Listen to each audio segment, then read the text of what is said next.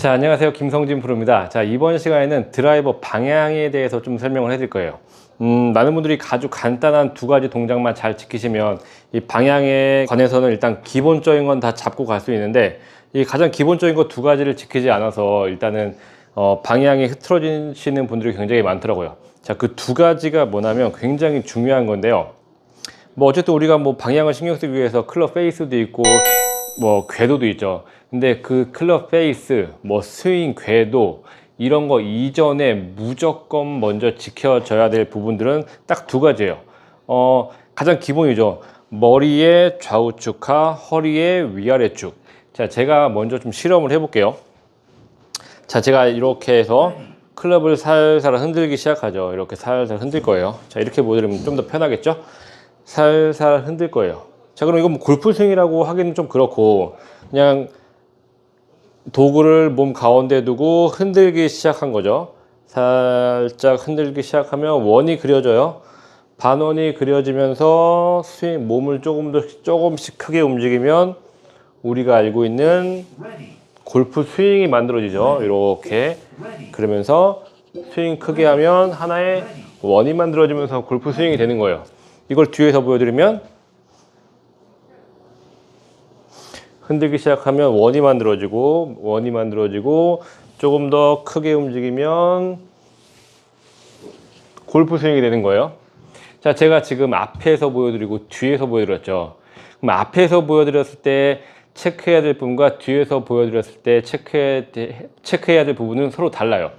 자, 우리가 이 원이 만들어지려면 두 가지 조건이 만들어져야 돼요. 첫 번째, 머리의 축. 제가 이렇게 클럽을 흔든다고 해도 이 머리의 축이 흔들리는 순간 절대 원은 그려질 수가 없어요.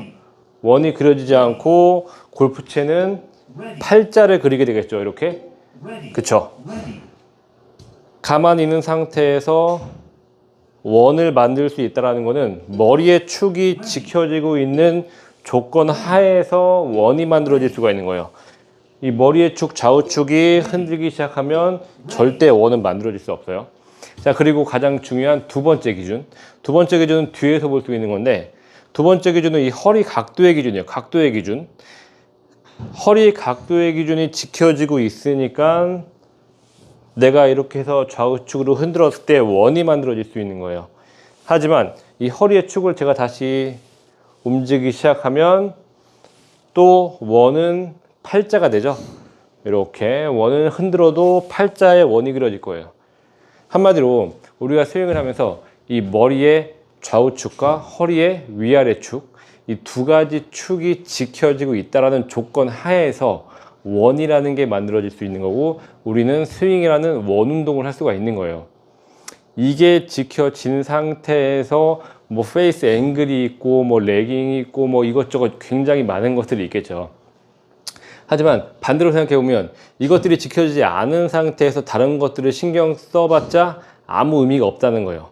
그래서 여러분들께서 신경 쓰셔야 될 거는 이 두 가지 축, 머리의 축과 좌우축과 허리의 위아래축, 무조건 이 두 가지가 지켜지고 있는 한에서만 원운동이라는 걸 할 수 있다. 이거를 꼭 생각해 주셔야 돼요. 그러면 제가 스윙을 해볼게요. 가볍게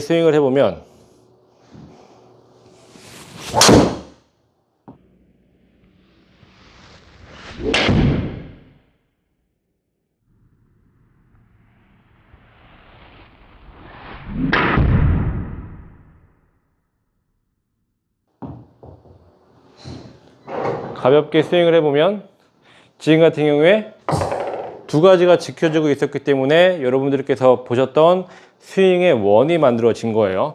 둘 중에 한 가지 조건이라도 충족을 하지 않는다면 분명히 원은 만들어지지 않을 테고 X자, 아까 그 팔자의 원 있죠? 이렇게 팔자의 원이 그려질 거예요. 팔자의 원이 그려지면 뭐 인아웃이 과도하게 될 수도 있고 아웃트윈이 과도하게 될 수도 있고 여러 가지 문제가 나오겠죠. 그래서 여러분들은 일단은 스윙을 하기 전에 여러 가지 지켜야 될 것들이 굉장히 많이 있겠지만, 그런 거 이전에 무조건 이 두 가지를 기본적으로 지키고 간다는 생각을 꼭 하고 계셔야 되고요. 모든 건 기본에서부터 시작하는 거니까 이 두 가지 축을 잘 지키면서 스윙을 하신다면 이렇게 가장 기본적인 스트레이트 구질을 만드시는데 분명히 도움이 될 것 같고요. 당연히 뭐 이런 기본적인 게 지켜지더라도 뭐 손목을 잘못 이용한다거나 아니면 뭐 힘을 잘못 이용한다거나 이런 부분들 때문에 분명히 또 방향의 미스가 생길 수는 있어요. 하지만 어차피 또 이게 지켜지지 않은 상태에서 다른 게 된다고 해도 의미가 없는 행동들이니까 분명히 이 두 가지 꼭 지켜주시면서 연습을 해주신다면 조금 더 그 방향성에 대한 해결책이 나오지 않을까 생각이 듭니다. 자, 연습해 보시고요. 도움이 되셨다면 구독 버튼과 좋아요 눌러주시면 감사하겠습니다.